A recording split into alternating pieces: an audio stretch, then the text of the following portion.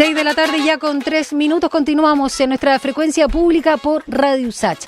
Bueno, en el mes de diciembre, ya sabemos, finalizó entonces este proceso constituyente en nuestro país, esa nueva etapa, y ahí con el protagonismo de una ciudadanía desgastada, desapegada, absolutamente desafectada también a este proceso. Luego ya lo sabemos de todas las elecciones que tuvimos, no solo constitucional, en los últimos años. Y Chile se quedó finalmente, como lo señala una crónica que ya te voy a recordar cómo se llama, con la Constitución redactada en 1980 en plena dictadura cívico-militar.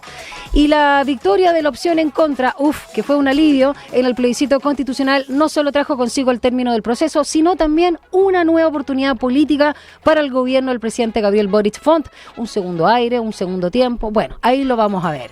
Y vamos a analizar, de alguna manera, junto a uno de sus autores, una crónica periodística llamada así, Gabriel Boric a la espera de la sorpresa. Crónica escrita por Felipe González McConnell, que ya se lo voy a presentar como corresponde, junto también a la editora de Anfibia Chile, que es nuestra queridísima Amanda Marton. Y ellos, bueno, escribieron esta crónica que analiza la figura del presidente, del actual presidente, su impronta, pero también sus obstáculos y desafíos mediante esta maravillosa crónica. Felipe González McConnell, periodista licenciado en Letras Hispánicas por la Universidad Católica, ha escrito en medios como The Clinic y El Mercurio, ha sido finalista del Premio Periodismo de Excelencia de la Universidad Alberto Hurtado y coautor entonces, como te decía, con Amanda Marton de esta crónica. Felipe González, nombre de rey y además ahí con los genes escoceses. ¿Cómo estás? Y bienvenida a Radio USACH. Hola Dani, muchas gracias por la invitación.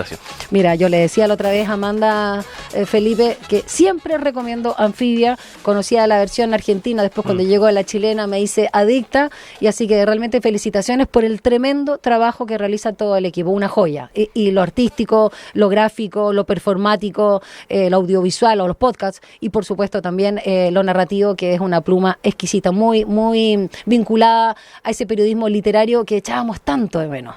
Claro, así muchas gracias felicitaciones. por leer, Dani. A ver, partamos con algo que te decía fuera de micrófono. Uno está acostumbrado a leer a intelectuales, cientistas políticos, filósofos, incluso escritores que son bastante opinantes sobre la figura de un mandatario o hacer un análisis político de un gobierno.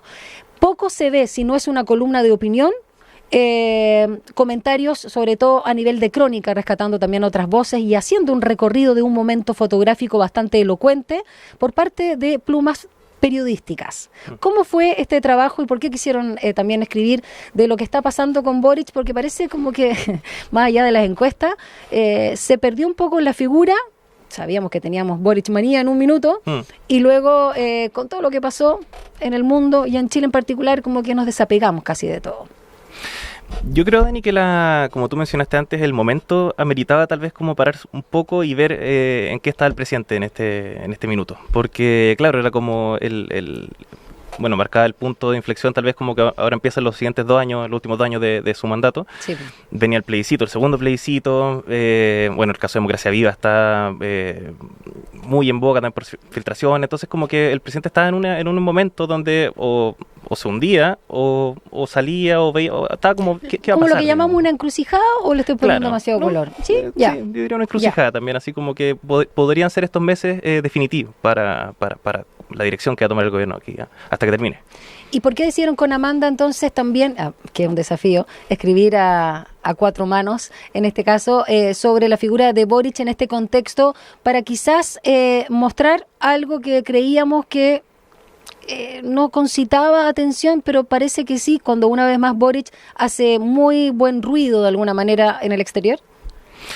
Yo creo que la decisión de escribirlo en conjunto fue por los tiempos de los dos.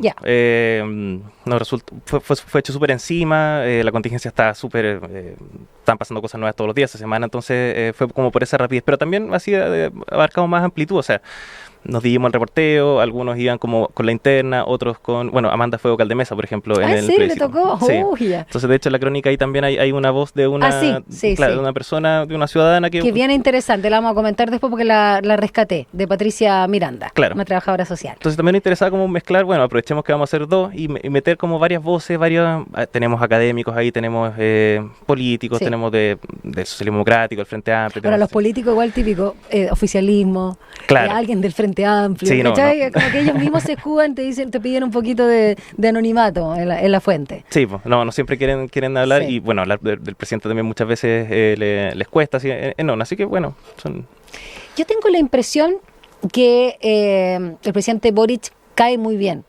Y no solo en la ciudadanía o cuando uno lo ve con los niños o con la gente joven y todo lo que provocó a propósito también de su campaña presidencial. Los medios en general, incluso sabiendo, no solo los medios independientes o alternativos, si tú quieres, por lo general cae bien. Claro, por supuesto vamos a sacar de la ecuación, en este caso, el Mercurio y todo el holding también de La Tercera, pero aún así, como que a los periodistas, aunque estén obligados a estar en una línea editorial o subrayar lo negativo, igual, siempre a propósito de su personalidad, genera simpatía. ¿Cuál es la impresión que tienes tú? yo diría que hay de todo, ¿verdad? Y eso también yo creo que se vio, por ejemplo, con la salida de Tatiana Klima, que era su jefe de prensa hasta Sí, la semana pasada. sí. Bueno, y también se dio cuenta como de cierta relación áspera que ella tenía con también parte de la prensa, o más ligada también a la prensa internacional, puede ser. Pero claro, Boris también como un personaje que todos hemos visto más o menos como crecer en política, también puede ser de que genere cierta cercanía generacional, Sí. puede ser. Pero también ha pasado algo súper interesante en el Boric que empezó, en el Boric presidente hace 2 años, que es también esta relación un poco más áspera con la prensa, más como de que, y que de hecho es como parte Más crítica. también Sí. como un poco que no acepta mucho como la fiscalización de los medios. De hecho, así parte la crónica, vamos a recomendarla, la pueden encontrar en revistaanfibia.cl y se llama, bueno, está en la home, que pueden ahí mover, y dice Gabriel Boric a la espera de la sorpresa. Y parte justamente, vamos con ese despliegue mediático que no fue tal por parte del gobierno y una salida de libreto, una de las tantas, ¿no?, de Boric y estas críticas a la prensa. ¿Te parece que citemos entonces esa parte justamente para que la gente sepa lo que disparó el presidente en esta ocasión, donde estaba con la ministra del Interior, me parece que con la vocera también, ¿no?, de gobierno, de la presidencia? Bueno, estaban ahí muchas figuras muy también con un muy buen rédito político, ¿no? Sí. Pero aún así, como que todo cambió. Es que eso igual fue, o sea, bueno, por eso nos agarramos también de esta escena, como que quisimos entender de alguna forma que es como sintomático del momento, porque también fue una puesta en escena importante, o sea, claro, el contexto. Era esta plaza que había sido un narcomausoleo antes, que había salido también en matinales a propósito de eso.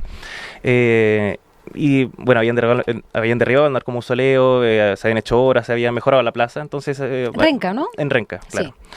Y ahí invitaron a Carolina Toá, a la ministra vocera, Sí. el alcalde de Renca es el que tiene mayor índice de aprobación de la última elección. Entonces era algo como importante que querían que se mostrara.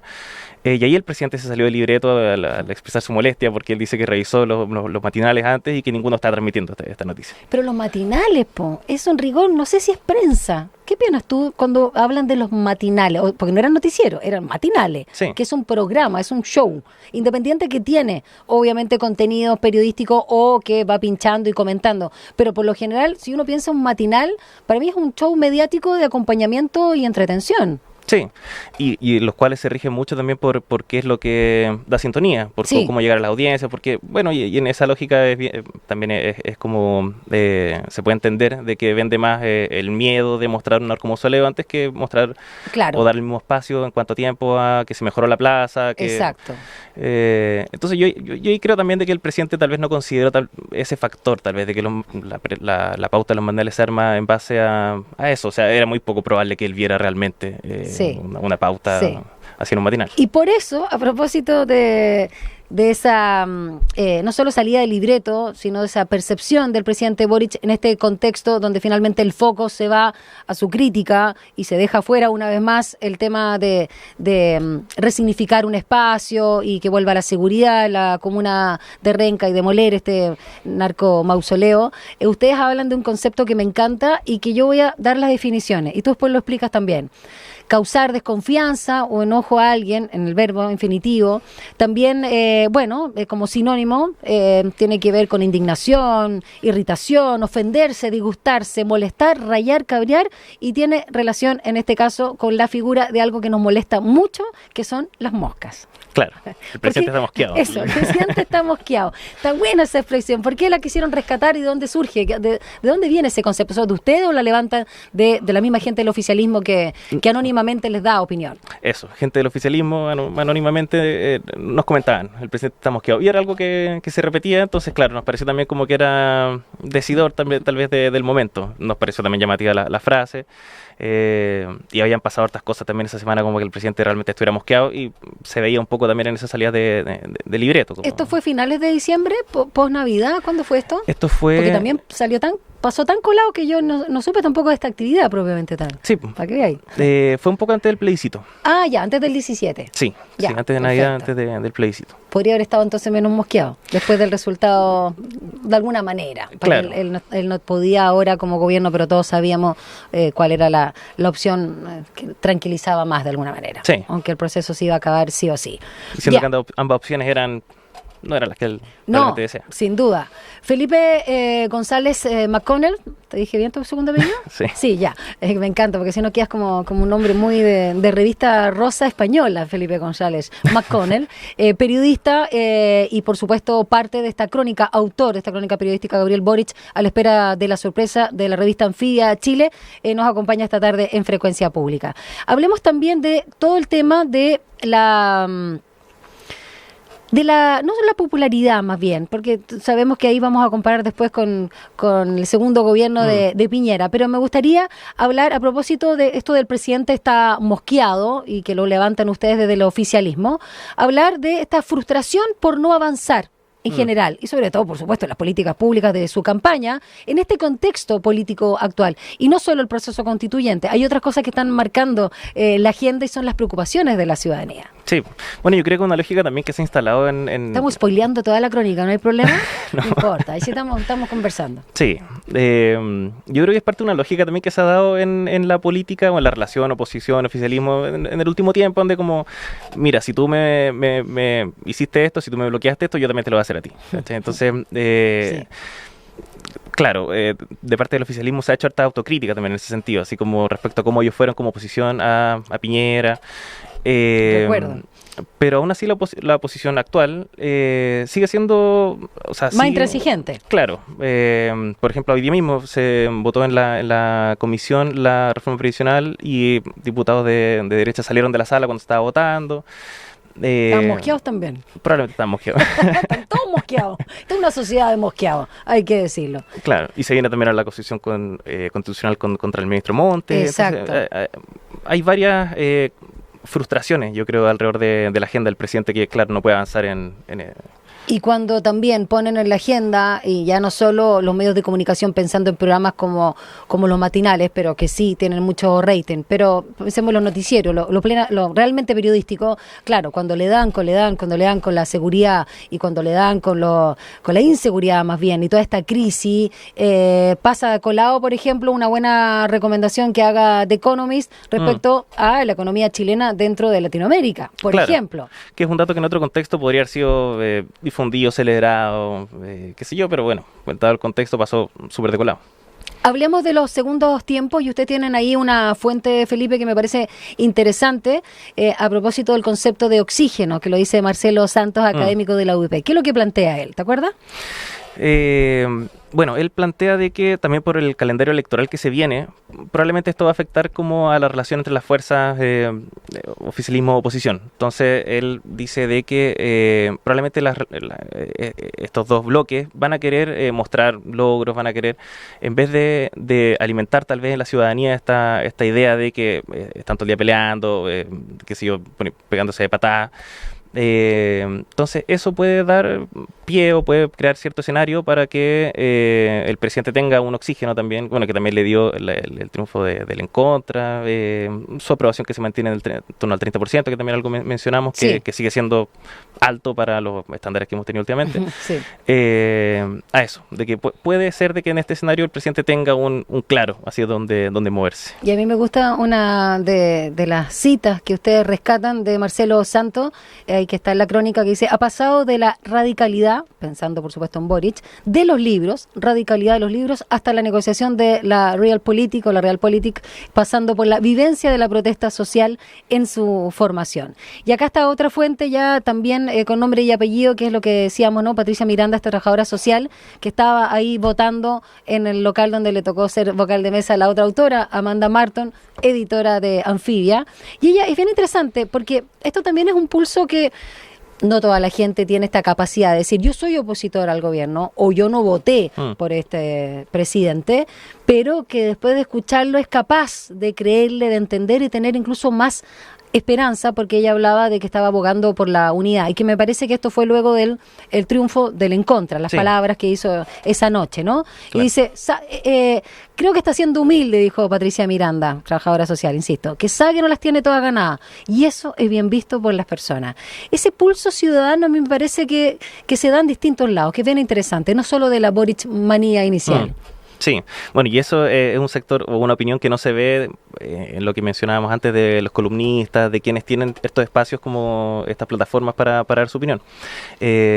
Y yo creo de que esa, o sea, que ya no es Boric manía, pero tal vez esta cercanía que genera el presidente con la gente se ve mucho en su salida a terreno. O sea, si uno se fija en lo que sube a sus redes sociales o en lo que se pone en los monos ahí en televisión, siempre se va a ver gente tal vez como cercana o como que de alguna forma lo busca. El presidente, bueno, también como se dice en la crónica, se reconoce tanto en la interna como un poco hacia afuera su sensibilidad, su sencillez, y yo creo que eso genera cierta empatía en la gente. Absolutamente. Y me gusta además, a propósito del título, a la espera de la sorpresa, esta imagen a contraluz de la silueta del presidente Boric con el nítido, a pesar de que su silueta solo está en negro, con el fondo de los balcones del Palacio de la Moneda medios difuso y él muy reflexivo mirando hacia el horizonte. Me parece que es muy elocuente y los invito a leerla en revistaanfibia.cl. Y yo voy a aprovechar que estás aquí, Felipe González McConnell, para hablar también de este medio, para contarles la propuesta también, y no solo hablar de lo que llamamos, o que ustedes llaman, que a mí me encanta y lo repito como loro, del periodismo performático, pero la propuesta de este medio y hablemos también un poco de la génesis para la gente que no ha escuchado a Amanda, ya sea en Línea 1 con Alejandro Guillé o acá conmigo, porque me parece que es muy interesante también todas las personas que colaboran, las plumas, tremendos escritores, tremendos pensadores también y tremendos periodistas. Así que hablemos un poquito ahí de la apuesta de Anfibia. Bueno, esta revista parte en Argentina hace ya más de 10 años. ¿De una universidad también, o no? Sí, está ligada a la Universidad de San Martín. De San Martín. Bueno, el concepto como del periodismo anfibio también trata como esto de tener como una pata, digamos, en esta profundidad que puede dar como la academia o como del lado más como estudioso, tal vez de... Ahí está el agua, la profundidad del agua de la... Pues, claro. claro. Y también está la crónica, está esta pluma más periodística a la que tú hacías referencia. Entonces, trata de moverse como en esos dos espacios, sin que eso implique como desechar uno en pos del otro. Absolutamente, comulgan muy bien, de hecho. Claro. Sí. ¿Y cuál es tu labor en general en Anfibia? ¿Tú estás dedicado a qué específicamente? A política. Esos son como esa es tu área. O sea, también he cubierto otros temas, pero generalmente los temas que tomo que desarrollo más son de política, ya sea perfiles o algún proceso en particular. Habiendo pasado por The Clinic y El Mercurio, que a propósito de casi que podríamos decir que hay como dos animales, claro, o dos seres casi opuestos, ¿cómo resumes también esa trayectoria o esa ganancia, ¿no?, que tuviste ahí pasando por estos medios, el institucional por excelencia como El Mercurio y la contrarrespuesta en un suceso además específico que la detención de Pinochet con The Clinic y luego ya llegar a... Dios mío santo, Anfibia, boté el agua. ¿Viste la Anfibia aquí? Ya dejó la embarrada en el agua. No quebré el vaso en todo caso. Ya, ahí se secó. ¿Cómo ha sido este cambio? Igual interesante, ¿o no? Saca tu celular, gallo, porque si no te lo tomo. Y no tengo plata para pagártelo. Ya, no es ¿cómo se llama? No es sumergible en este caso, a propósito de Enfía tu celular. Claro. No. Ya, te escucho. O sea, yo creo que en el Clinic como que me metí más de lleno en la política nacional. Probablemente como por eso también he estado tomando estos temas últimamente. Pero yo creo que la evolución, o por lo menos en el momento en el que estoy ahora, como que me siento muy cómodo también con el formato de Anfibia, que también permite como cierta extensión, cierta como libertad de estilo, pero también con el rigor periodístico, también con... no sé, el manejo de fuentes sigue siendo igual, o sea, como que sigue siendo anfibio. O sea, y claro, y sigue siendo además la rigurosidad periodística, pero con esa libertad de pluma o de lenguaje. Claro. Y bueno, y el enfoque, me imagino que ahí lo conversan directamente con Amanda. Claro, o de meter también, como en esta misma crónica, la voz de un académico, después de una ciudadana, Sí. o después de... así como ir no ir limitándose con las opciones que uno puede encontrarse también como en el reporteo, creo que es importante. Por si sufres de vergüenza con el autobombo, yo voy a comentar, Felipe González McConnell, alguna de tus notas o crónicas particulares de Anfibia, aparte de la que coescribiste con Amanda, que es A la espera de la sorpresa. También está Las muchas caras de Luis Silva, ¿no? El ex líder del proyecto republicano del Consejo Constitucional, que se perdió. Podríamos sacar, ¿y a dónde está ahora el profe Silva? También Beatriz Zevia, la líder de la reacción conservadora en el mismo contexto. También otro como perfil, ¿no? A partir de una crónica, pero perfil, el nuevo poder de Paulina Bodanovich, negociadora, imponente y audaz ahí en la política, partidista. Luego, mira qué bonito, un proceso destituyente, también en su minuto, cuando estaba, bueno, hay opiniones también de Loncón, Baza y Domínguez. Y... Santo Tomás La Pintana y Nosotros. Ahí me quiero detener porque se escapa un poquito, me da la impresión, no lo he leído, pero lo veo ahí, que ya no es lo político o las figuras, sino que habla de un lugar, quizás de estigma, de marginalización o de... arréglatela solo, ¿no? Claro. Hablemos un poco también ahí de esa comuna o de esa crónica, ¿te acuerdas? ¿Y nosotros? Sí, perfecto. Bueno, esa crónica también partió como en base a un proceso que era como cómo se vive o cómo está viviendo la gente. Eso fue para la elección de consejeros constituyentes. Perfecto. Que parecía que nadie entendía nada, que no aprendía. Entonces nos preguntamos con Amanda ahí como, bueno, ¿dónde nos metemos para ver qué está pasando?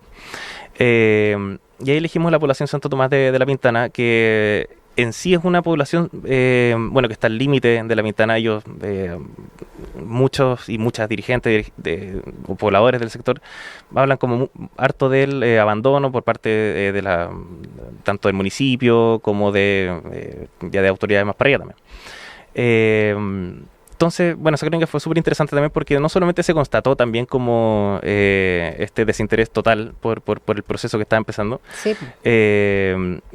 Lo cual se vio reflejado que se iba en abstención, que la gente no conocía a los candidatos, etcétera, sino que también como que se da cuenta un poco de cómo esta población ha sobrevivido o cómo se ha armado sus propios tanto dirigentes o como formas de funcionar o mecanismos de socialización entre ellos, porque tienen que buscarse la forma de salir para adelante, de sobrevivir y también de participar, de que no lo sigan sacando del sistema. Sí, bueno, ahí también hay personas que, por ejemplo, hablaban de una dirigente en especial y la contraponían también a los candidatos que ellos tienen, o sea, que tenían para selección, que ni siquiera venían a la población, que no conocían.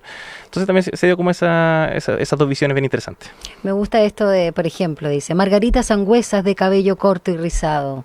Se frota las manos y se achica de hombros porque ya empezó a helar a estas horas. Vive en la Santo Tomás, casi desde el momento en que la dictadura construyó las viviendas sociales que la componen a mediados de los 80 y siempre se ha reconocido de derecha, cercana a la UDI. Qué interesante. Sí. Me gusta también esto de la descripción. Nosotros no nos permitimos mucho, esto de describir a las personas, nos da como cierto pudor de pasar a llevar ahí casi una intimidad, cosa que el periodismo argentino ha hecho toda la vida y se pasa a veces 10.000 pueblos, pero sí, interesante jugar con esto. Y que es tan importante también, creo yo, para muy importante, armar el personaje. Muy importante. Y de hecho, a propósito de la televisión, sección de lo que hablamos de los matinales, o en la sección anterior hablamos de este libro de mucha tele, que tiene relación con estos relatos corales de gente que aparecía en pantalla y que nunca hablaba de política, estaba haciendo tele en la dictadura, los grandes rostros también.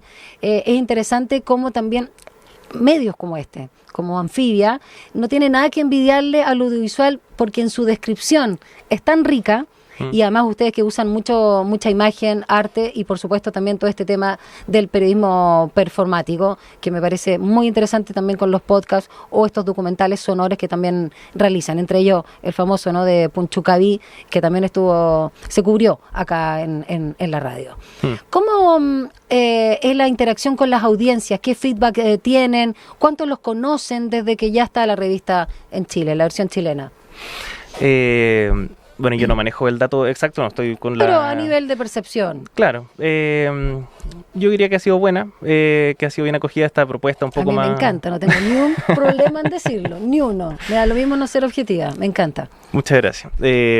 O sea, comentarios como ese igual se reciben porque también la propuesta es como... Bueno, viene de cerca la recomendación, pero... Por obvio, por algo también estás ahí, ¿no? A gusto y cómodo. Claro, pero también eso que mencionas como de que haya un arte bien cuidado, una plataforma, o de que haya como una edición. Bueno, los textos pasan por varias ediciones también, o sea, también la revista del equipo Argentina, entonces no es como llegar y publicar así porque la noticia lo pide ahora, porque si muere mañana. Entonces como que eso también es interesante, que se prefiere de que el texto sea bueno, de que sea bien cuidado, antes de estar como corriendo para sacar algo que podría haber quedado mejor. Felipe, y además también creo que, tú lo decías a propósito del arte y de lo bien cuidado, de la buena presentación, no solo es agradable, somos personas que somos muy visuales ante todo, creo que acá hay una estética que, como lo conlleva la palabra, propone una ética también, respecto también al oficio periodístico. ¿Cómo se sostienen o cómo se financia? Porque hay muchos medios alternativos o independientes que cuentan con el sistema de suscripción, el caso de Zipper, el caso de Interferencia y otros tantos, que en este sentido buscan esa independencia, entonces se deben finalmente a sus lectores y lectoras. ¿Cómo lo hace Anfibia? Bueno, Anfibia no tiene muro de pago. Es libre para todos, con todos los contenidos. Claro, es libre para todos y también es como súper... bueno, respecto a la como esta ética que decías que es detrás de la estética, claro, Anfibia también siempre ha sido como, desde su versión argentina, como súper diversa. Así como tiene varias estéticas, tiene varios colores, varios artistas colaboran en ella, distintos formatos. Sí. Aprovecho de recomendar el que salió de... un podcast que salió de Javier Milei, que se llama El Loco. Pero no es Sin Control, el anterior, sí, Sin Control, el universo, algo así de buenísimo, con El País Digital. Con El País Digital y Anfibia. Es una joya, muy bueno. Sí, yo me lo escuché antes del 10 de diciembre, pero ya sabíamos que iba a ganar. Son algo así como 4 capítulos. Buenísimo, muy bueno. Una joya. Es muy, muy bueno, porque además no solo busca que podamos entender con todo el trabajo ahí de archivo auditivo, ¿no?, que tiene, sino... cómo se va generando el personaje, porque finalmente es eso. Sí. Todo culpa de Fantino. Claro. Eso digo yo, nada más. Y hay varios, ¿ah? Mira, otro podcast, este no lo he escuchado. Algunos me decían Goebbels, Hundido, La One, mira, a propósito de la Argentina, ¿no? Moria Casals, bueno, sacrificada, eso se lo habíamos hablado. Fugas, El Plan Perfecto no existe. ¿Eso es de chileno o es argentino, Fugas, tú sabes? Sí, me parece que es argentino. Voy a abrirlo, si total, ¿qué cuesta? Mira, sí, me parece que es argentino, son por la producción de la gente. Pero hay, bueno, son una joya, está todo disponible acá y también en Spotify, ¿no es cierto? Sí, bueno, y está también todo esto del periodismo performático que han mencionado, que también aprovecho también de comentar que se va también a presentar el director de la revista, Cristian Alarcón, con una performance que se llama Testosterona ahora en Santiago Mil. Ah, buenísimo. También para ver otra propuesta, otra plataforma. Es una reedición, ¿no? Porque él había trabajado antes con eso y es un relanzamiento, porque había escuchado a Alarcón hablar de Testosterona antes. Sí, él ha trabajado con el tema. Ya, pero esto es una performance nueva, creada especialmente para Santiago a Mil o Teatro Mil 2024. No sé si específicamente para Santiago Mil, pero... Lo vamos a invitar entonces, vamos a ver, invitarlo, como se dice. Sí, habrá que ir a ver.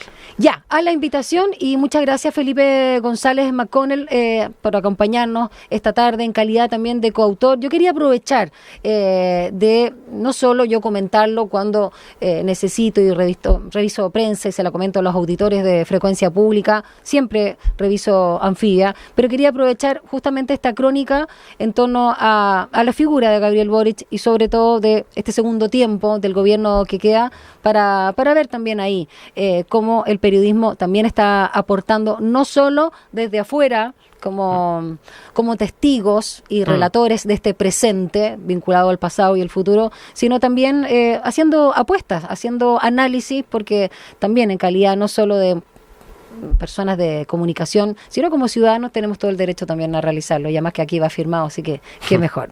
Gracias, Felipe.